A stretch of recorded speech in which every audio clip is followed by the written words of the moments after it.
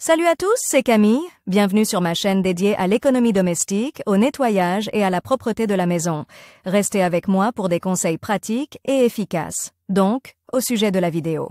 Rangement auteur Elena en lecture 3 minutes. Publié le 01.11.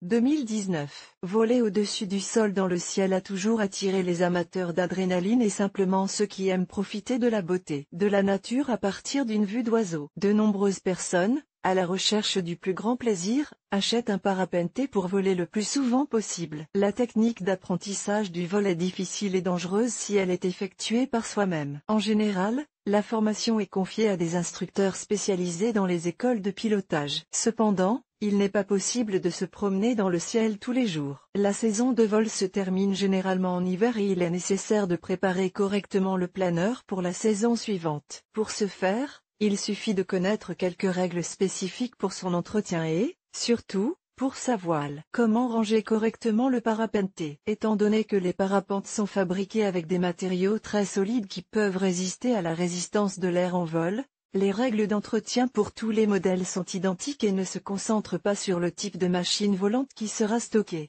mais sur les conditions dans lesquelles elle sera stockée. Pour que vous puissiez profiter longtemps de vos promenades dans le ciel, suivez ces quelques conseils. Ne stockez pas le produit dans une pièce dont l'humidité dépasse la norme optimale, entre 60 et 80%. L'aile de parapenté ne doit pas être exposée à la lumière du soleil, car son impact détruit le matériau et sa résistance peut être réduite de 30%. La température de la pièce ne doit pas descendre en dessous des 20 degrés et monter au-dessus de plus 50 degrés. Dans le cas contraire, ces conditions affecteront négativement non seulement le tissu lui-même, mais aussi les imprégnations protectrices avec lesquelles il est traité. Avant de mettre le parapenté dans une boîte ou un sac à dos, assurez-vous qu'il est complètement sec. Il est strictement interdit de stocker le produit lorsqu'il est mouillé. L'humidité est d'abord destructrice pour les élingues, ce qui peut entraîner la formation de rouille et la rupture complète du parapenté. Si vous décidez de laver la coupole, vous devez le faire manuellement, sans utiliser de détergent. Il suffit de rincer le matériau à l'eau claire et de bien le sécher. Veillez à ce que la surface du tissu soit exempte de feuilles, de sable,